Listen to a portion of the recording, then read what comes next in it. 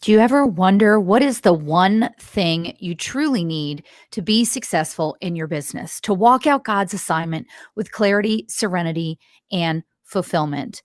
Well, this month on the podcast, we are talking about safety first. And that one thing that you need is strategy, accountability, focus, and encouragement. We're going to be covering each of those topics on an episode this month, but let's jump in to strategy as the one thing you need today. Let's go. Often when I am a guest on a podcast or I'm coaching a client or I'm speaking at an event, I'm asked, what is the one thing we need as Christian women in business to succeed? The short answer is God. That is really the one thing that we need. Still, I believe there are 4 components to walking out this mission in the marketplace that he's given you. Yes, we have our 4 keys: define, direct, discipline, and develop. And I believe there are 4 components within that those 4 keys actually cover. And that's why I'm calling this series Safety First. And SAFE stands for strategy, accountability, focus, and encouragement.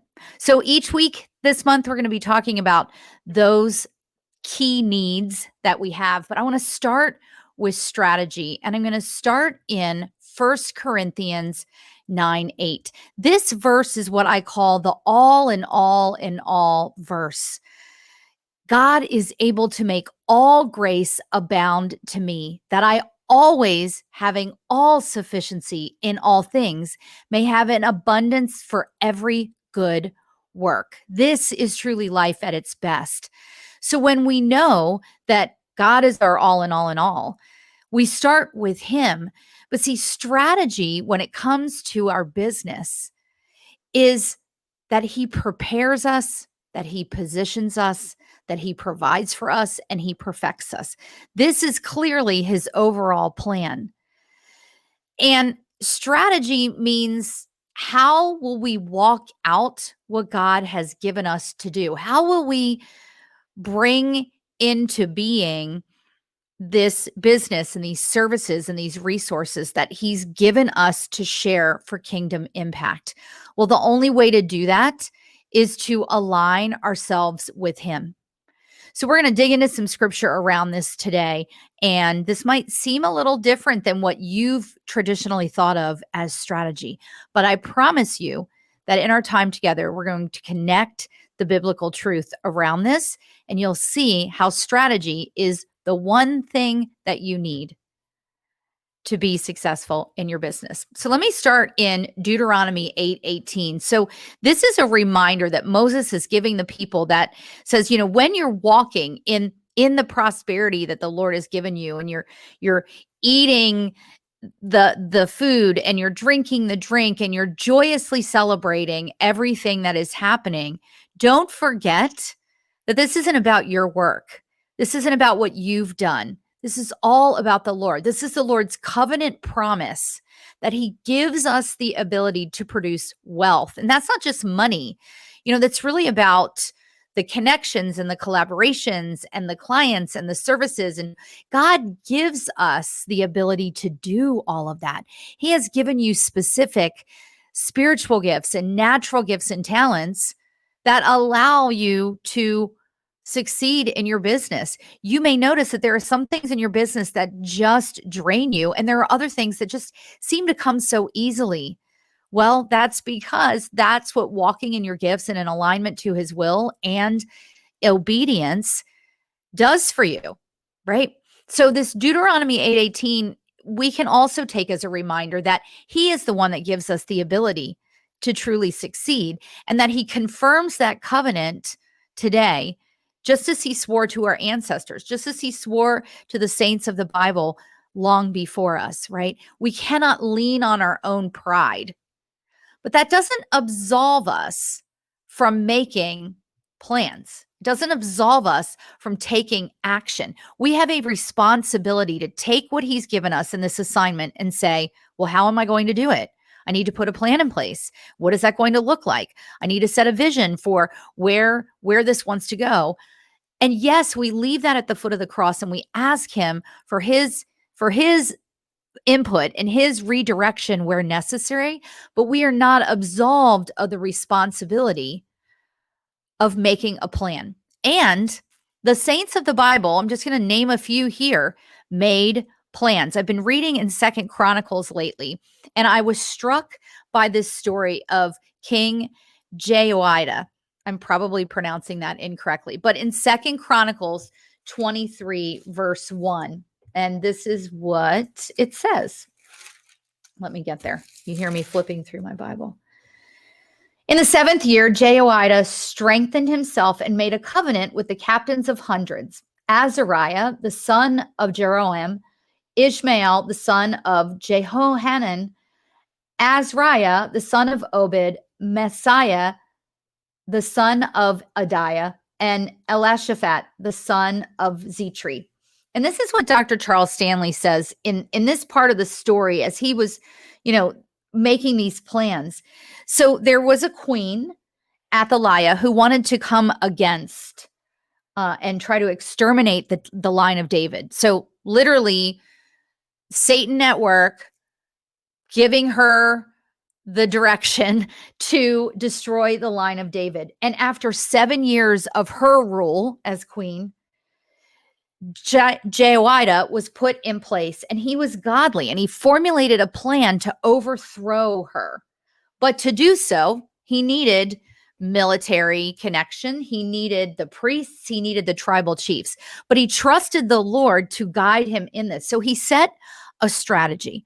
And this is what Dr. Charles Stanley says further. Trusting God and depending on him for strength and protection never means that we should fail to make wise plans. We definitely have to make wise plans. We have to set a strategy. But it means that we use the wisdom that he's given us. We keep our focus on him and we obey him whenever he gives us direction. Whenever he gives us direction.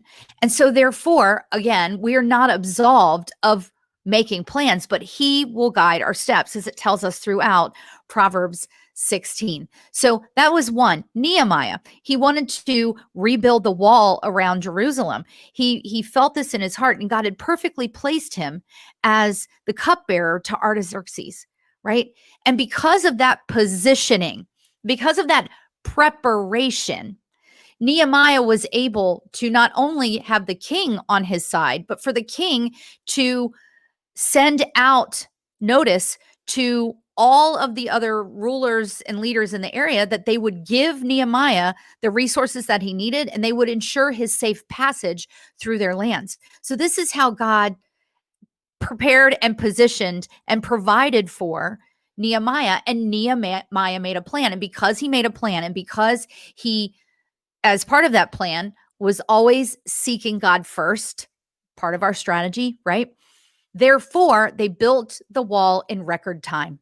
They built the wall in record time and even under opposition. Esther, God is not mentioned at all in the book of Esther, but Esther, in her circumstances, God had prepared her and positioned her as the queen, right? That he placed her and her cousin Malachi in this situation where Malachi was going to be killed by Haman. And so he and Esther devised a plan. They devised a strategy, even to the point of her saying, if I will be killed, so be it. But I've got to save my people, because Haman was out to exterminate the Jews, right? But she had a plan. And even though God is not mentioned, she had a plan because she believed in what the Lord had promised her people, in the covenant promises that he had made before. So she made a plan. Strategy in your business is allowing the Lord margin to move, to define and direct you. Strategy is letting the Bible be your roadmap. Strategy is a daily discipline for starting and ending your day with the Lord, for creating your list of the 3 top priorities for that day, right? For taking a focus 15 minutes in the evenings to plan your next day. Strategy is what helps you show up every day and serve your clients. Let's take a look at another place in scripture. We'll go to Joshua 1:7-9. We all know how this works, right? We all know that the Lord specifically tells Joshua that he will be successful. How? By meditating on the law day and night, by not looking left and right, by staying focused on the law. And it even says here, I'll go to verse 8. You shall meditate in it day and night, that you may observe to do all according to all that is written in it. For then you will make your way prosperous, and then you will have good success. This means that he was instructing Joshua in the strategy, right? This is the strategy. Let's go one more place in Ezra 8:22. This is in the second part of this verse. And I love what this says. The gracious hand of our God is on everyone who looks to him, but his great anger is against all who forsake him. When we look to him first, when our strategy is to follow what he's given us and to put a plan in place to do the work that he's given us to do, guess what?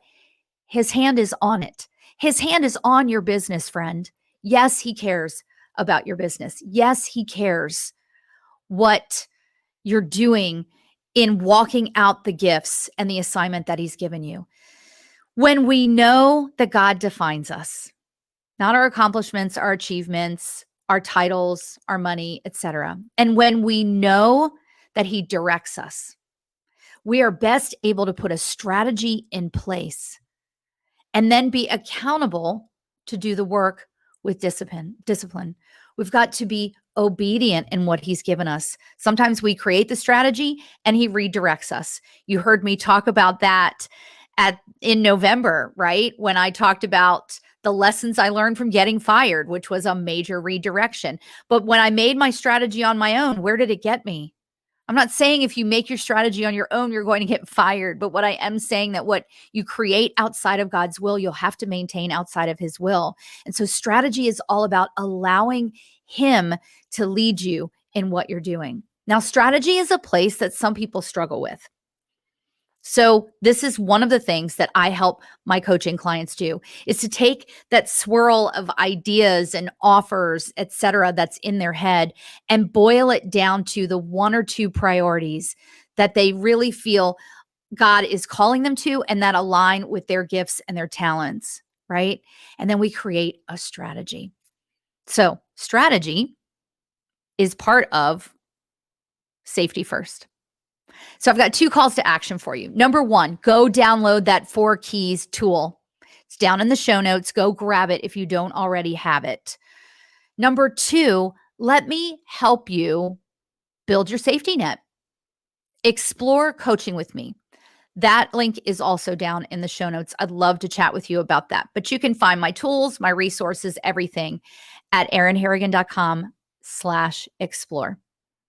So next week, tune in as we talk about accountability, the second thing you need as part of safety first. But until next time, I pray for and encourage you to tune out the world, tune into God's truth, and turn up focus as you build your thriving business. I'll see you on the next episode.